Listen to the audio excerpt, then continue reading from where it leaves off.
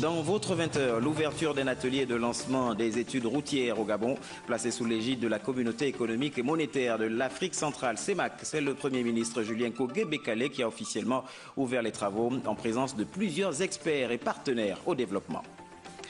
Également dans votre 20h, l'épineuse problématique des violences basées sur le genre, au cœur donc d'un atelier de validation à l'initiative du Fonds des Nations Unies pour la population, avec comme pour objectif de trouver des stratégies pour une prévention maximale des violences.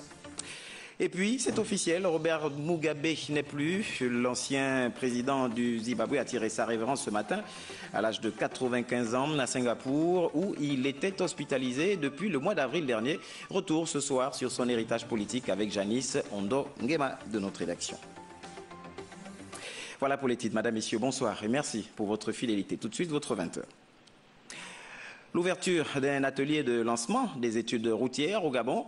L'événement est placé sous l'égide de la CEMAC en partenariat avec l'État gabonais. C'est donc en présence de plusieurs experts et partenaires au développement que le Premier ministre, chef du gouvernement Julien Kogué-Bekale a officiellement ouvert les travaux. Cela en présence de Patricia Lidimolé et Jara Magnagna.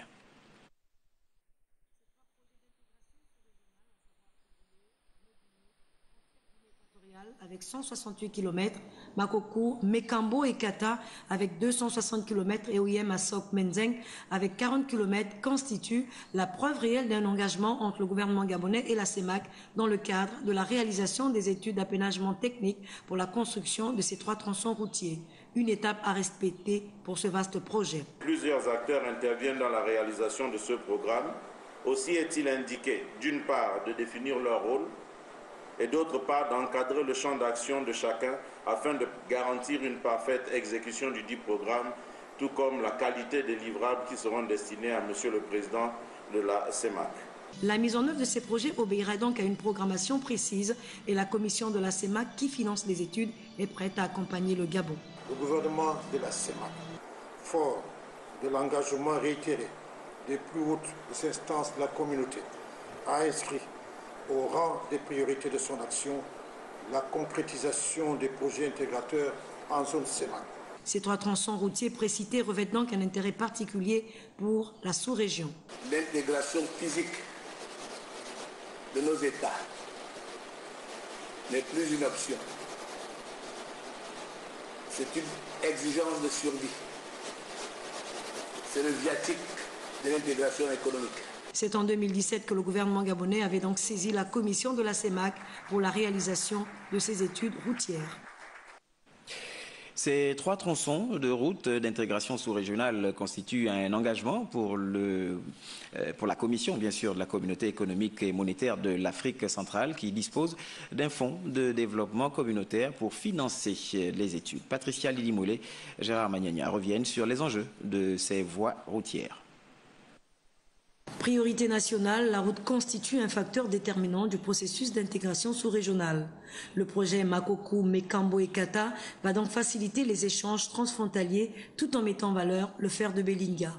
La voie de Kougou-le-Medouneux, frontière Guinée équatoriale, valorise le potentiel agricole de la région et permet des échanges avec la Guinée équatoriale, idem pour le projet OIM à Sok Menzeng. Le montant de ces projets est déjà disponible. La somme de 1 milliard 200 millions de francs CFA est d'ores et déjà disponible à la Banque de développement des États d'Afrique centrale pour les avances des démarrages en attendant les cautions et les factures des entreprises adjudicataires des marchés. Renforcer l'intégration sous-régionale en modernisant la voie routière est une réalité. Votre présence donc, Monsieur le Président, est le témoignage de l'engagement de nos chefs d'État à unir leurs efforts pour la création des zones économiques prospères, seules à même de nous permettre de survivre dans un monde de plus en plus globalisé. Des études préalables sont donc prioritaires pour ce projet d'envergure qui va désenclaver et promouvoir nos voies routières. Voilà le Premier ministre Julien Kogué-Bekale que vous venez de voir sur ces images qui préside par ailleurs une réunion du Conseil interministériel le mardi 10 septembre 2019 à 10h dans la salle du Conseil interministériel 6 au boulevard de l'Indépendance. Les membres du gouvernement présents sur le territoire national sont priés d'y prendre part. Alors, on parlait de routes ou d'infrastructures. Les voiries de l'axe routier Château-Rond-Point-Poubelle, Rond-Point-Compteur dans la commune d'Akanda s'exécutent sereinement par la Société de construction de l'excellence. L'objectif est de désenclaver les voies secondaires pour une meilleure circulation. Le point avec Evan Banipitake et Tanguy Tsaka.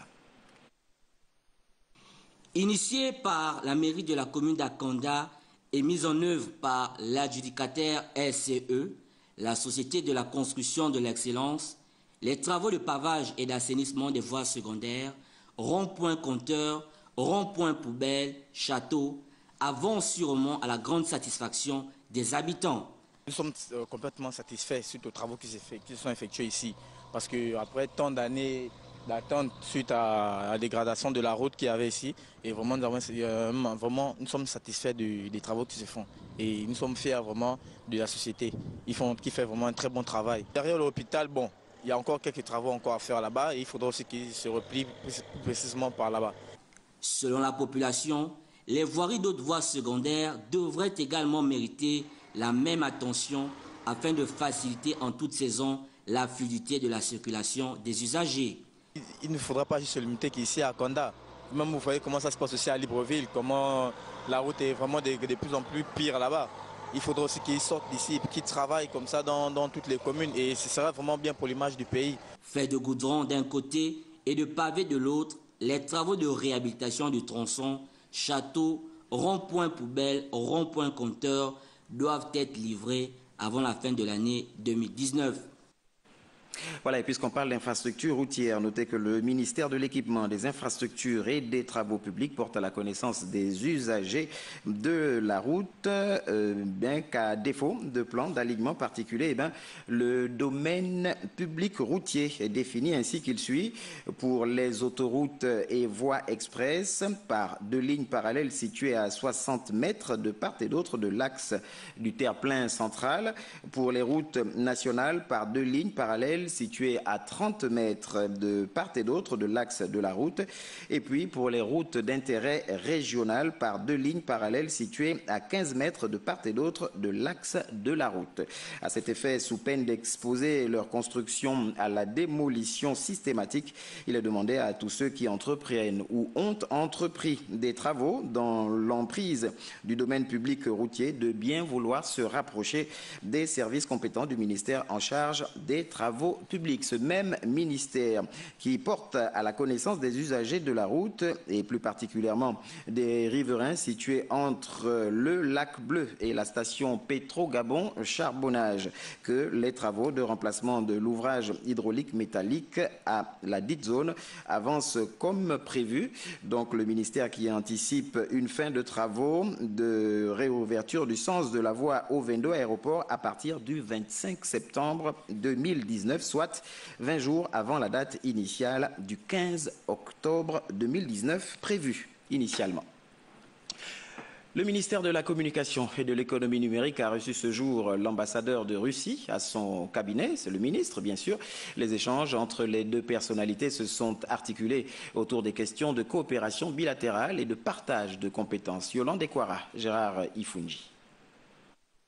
Au cours de cette rencontre, outre les questions de coopération bilatérale entre les deux pays, il s'est agi d'évoquer aussi la possibilité d'offres de formation et de renforcement de capacités dans les écoles et académies russes. La formation des cadres, c'est un volet de coopération qui est très importante, surtout que le chef de l'État a mis l'accent sur la nécessité de formation des jeunes Gabonais.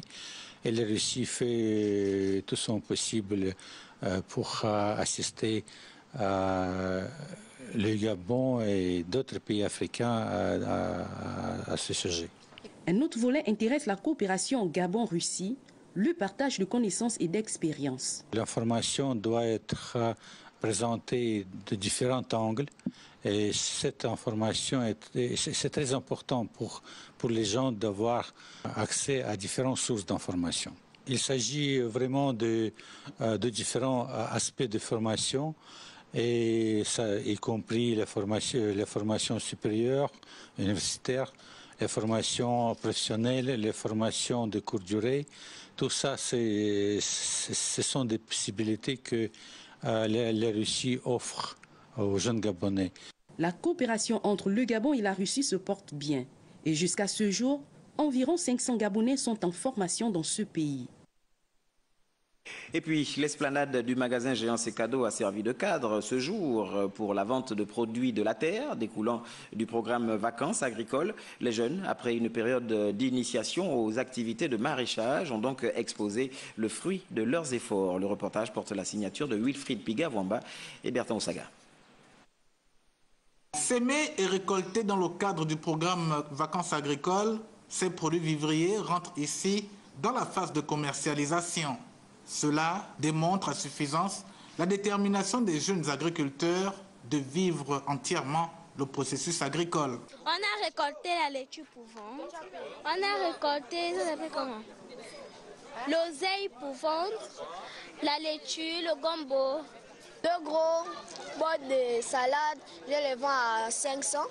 On a quand même eu un peu de sous, ce que nous avons récolté. Il fallait les canaliser et apprendre aux enfants qu'ils sont là pour une même chose, pour un même but, c'est apprendre à cultiver, à planter, pour que demain notre pays soit capable aussi de vendre sur le plan international. Les attentes liées au mécanisme d'autosuffisance alimentaire trouvent des réponses dans cette initiative. C'est pour moi certainement l'une des plus belles expériences de ma vie que de voir comment on peut susciter, créer cette étincelle dans le regard des enfants, cette fierté dans l'esprit des parents et cette idée de cohésion nationale. Nous sommes des gens bénis, nous avons une terre qui est extraordinaire, qui nous donne beaucoup et il suffit que nous nous mettions encore plus au travail, que nous nous organisions à tous les niveaux de la chaîne de valeur pour que nous créions tout un tas de métiers. Un partenariat public-privé mettant en scène le ministère de l'Agriculture et les grandes surfaces commerciales pourrait consolider cette action afin de mieux suivre les jeunes et les autres entrepreneurs en devenir. Dans l'actualité, notez que les responsables de la fonction publique ont organisé une séance de travail avec les conseillers des différentes administrations de Libreville.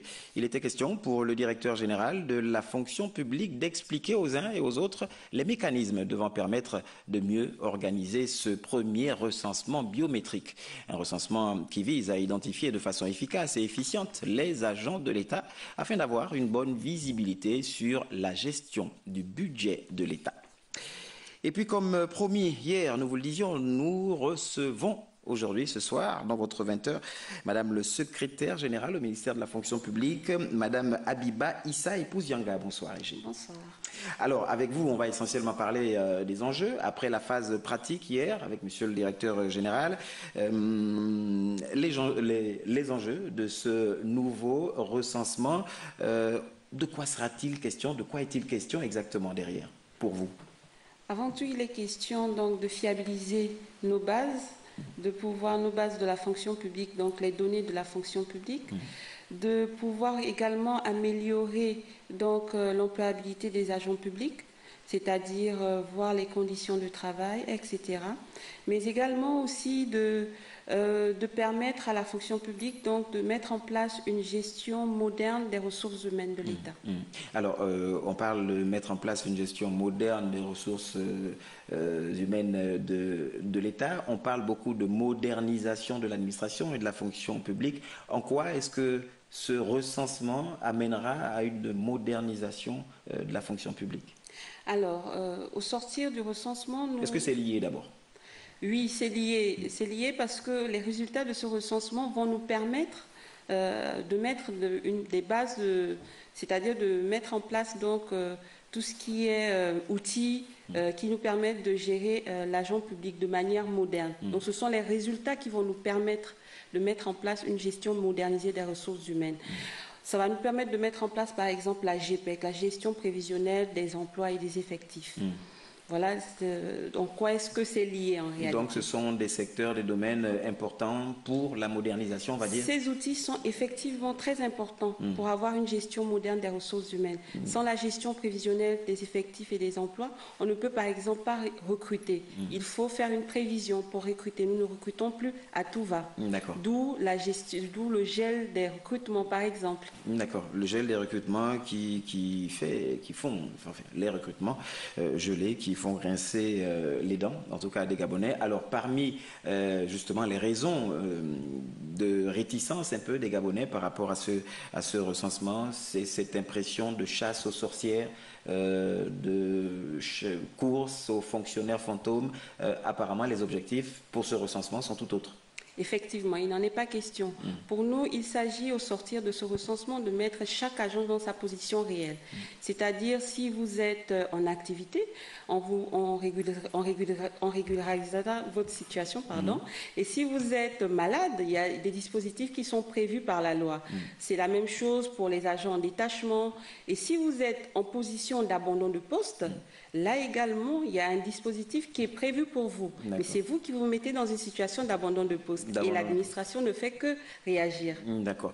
Pour clore cet entretien, certainement un message à une invite peut-être à nos téléspectateurs. C'est important pour nous aujourd'hui de sensibiliser les agents, les inviter à venir se faire recenser, parce que derrière, il y va aussi de leurs conditions de travail. Ils ont la possibilité via ce recensement-là, via la fiche d'enrôlement, d'apprécier en fait leur environnement de travail. Donc nous les invitons à venir se faire recenser. Nous vous remercions, Madame le secrétaire général du ministère de la fonction publique. Je rappelle que nous recevions Madame Abiba Issa, épouse Yanga, secrétaire générale à la fonction publique, qui venait nous parler ce soir des enjeux de ce recensement à venir. Merci à vous. Merci. La suite du journal, vous restez avec nous, madame, et on parle du Fonds des Nations Unies pour la population qui a procédé ce vendredi à la validation des procédures de violence basées sur le genre. Un atelier qui avait pour objectif de trouver des stratégies pour une prévention maximale des violences. Un fléau qui bat son plein et qui s'enracine au fil du temps au Gabon. Le point avec Lardingue Mamba et Alexandre Nkogé de notre rédaction. Un phénomène récurrent et bien implanté dans la société gabonaise. Les violences basées sur le genre deviennent aujourd'hui une préoccupation des autorités, mais aussi des institutions internationales. Ces violences se présentent sous diverses formes, notamment physiques, sexuelles et psychologiques. Maintenant qu'on a fait le diagnostic qu'il y a des violences, on a mis en œuvre une stratégie. Il est important, notamment pour les acteurs de prise en charge, pour les acteurs de la prise en charge, que ce soit médicale ou de la prise en charge psychosociale, de se mettre d'accord sur des normes, qui fait quoi et où et comment. Et c'est ce document que nous procédons à la validation aujourd'hui. Au Gabon, les chiffres sont plus ou moins inquiétants. En 2015, sur 10 personnes enquêtées, 7 ont déjà été victimes d'au moins une forme de violence. La question de la violence basée sur le genre est bien réelle au niveau de notre pays. Et cependant, contrairement à l'idée croire que c'est seulement les femmes qui en sont victimes, non.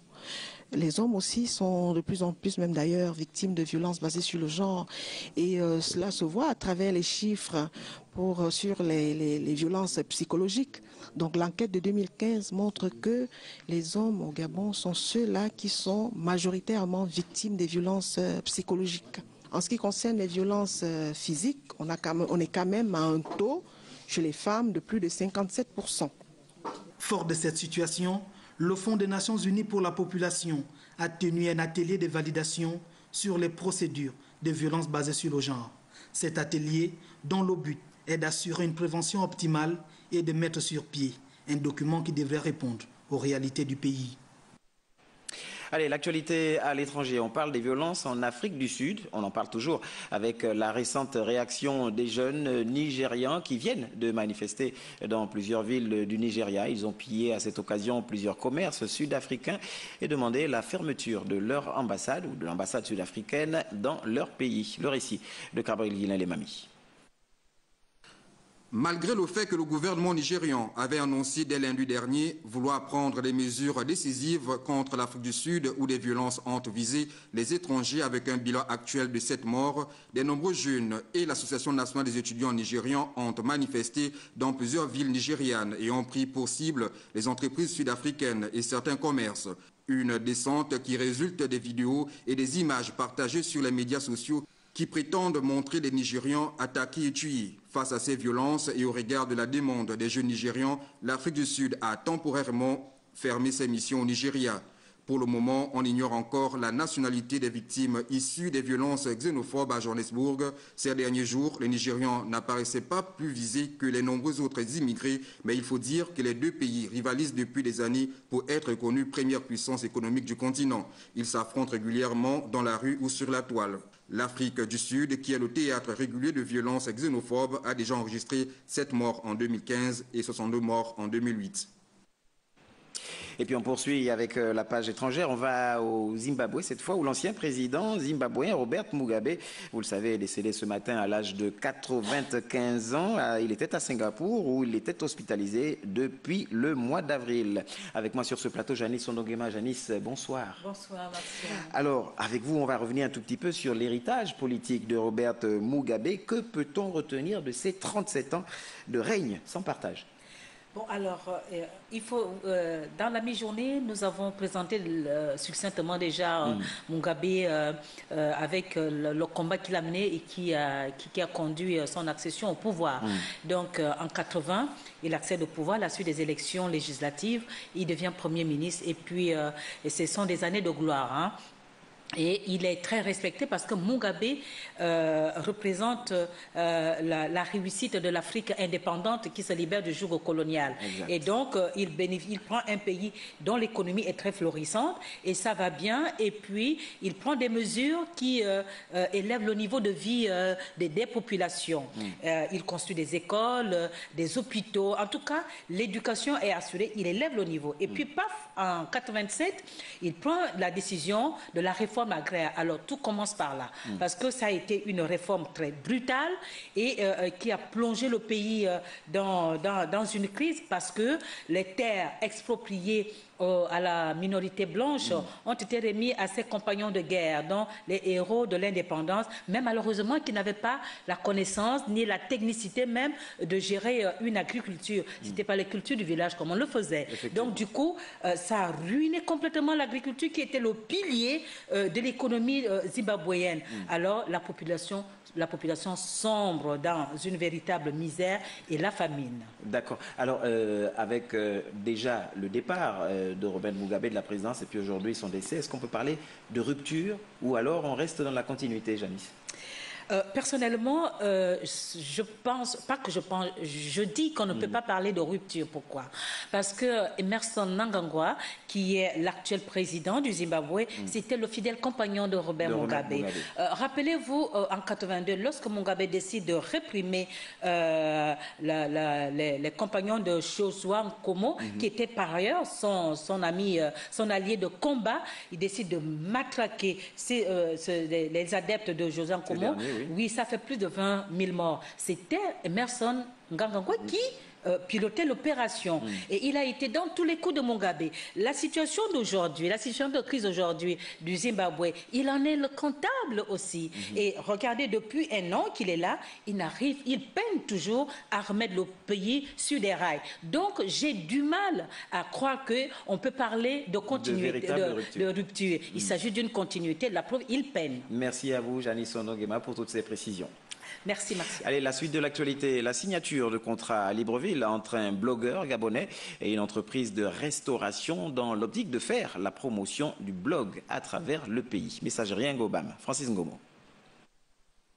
6 millions de francs CFA pour une durée de 6 mois, tel est le montant estimé du contrat de partenariat liant désormais le célèbre blogueur gabonais Clovis Zong et une maison de restauration de la place. L'initiative vise à faire de la promotion des commandes en ligne une priorité. Je tiens à inviter les gens à faire la distinction, la différence, la scission entre l'artiste qui est sur Facebook et l'être humain de façon générale et dans sa globalité. parce que c'est quelqu'un d'absolument formidable. Et pour ceux qui le rencontrent dans la rue, qui lui demandent des photos et autres, vous êtes naturellement étonné et subjugué surtout par l'humilité dont il fait preuve, en acceptant de se prêter au jeu, en vous souriant, en dépit de toutes les injures et de tout ce qui peut être dit sur Facebook.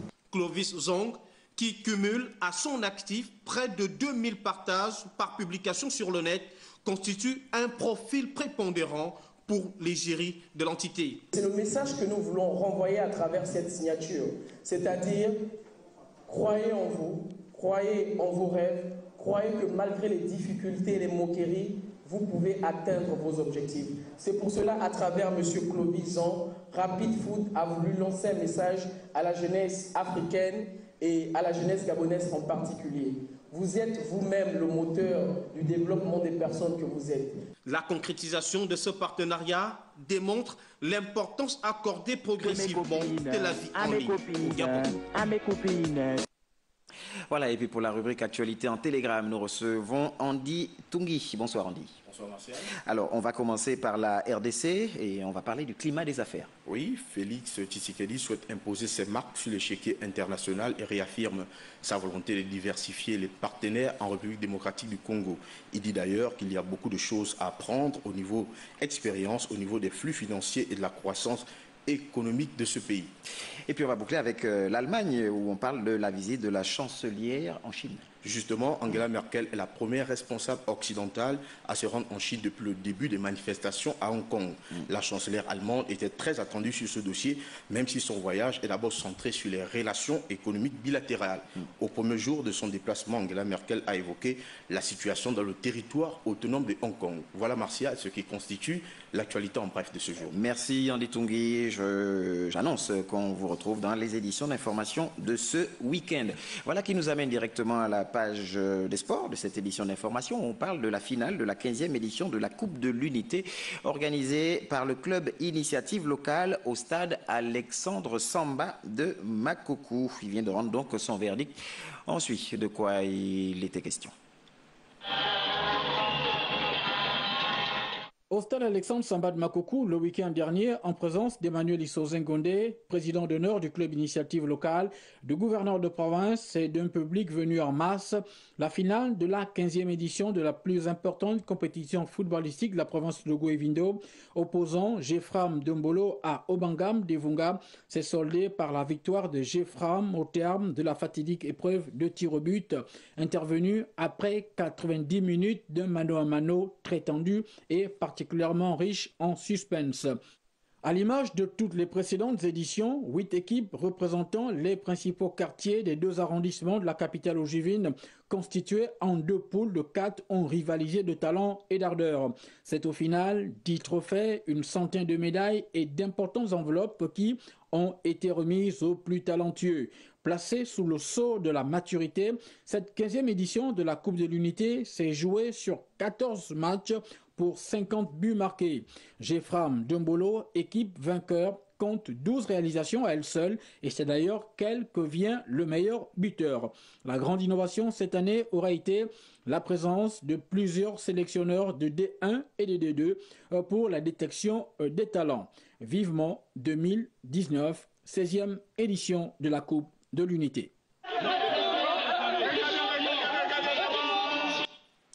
Allez, dans le cadre de nos programmes, vous pourrez suivre, bien sûr, dans le cadre de l'entretien, ce soir, Patricia Lidi-Melé qui recevra le professeur Daniel Onaondo, président de la commission de la CEMAC. Vous retrouverez Janice Ondo-Ngema à 23h pour la dernière édition d'information. Nous, on va se séparer avec la sagesse du jour qui nous dit ceci: le soleil n'oublie pas un visage parce qu'il est petit. À méditer tout au long de cette soirée. Merci pour votre fidélité tout au long de cette semaine. Merci à toute l'équipe d'Antenne, bien sûr. Elle se joint à moi pour vous souhaiter une agréable soirée. Bonne suite des programmes sur notre chaîne et à bientôt.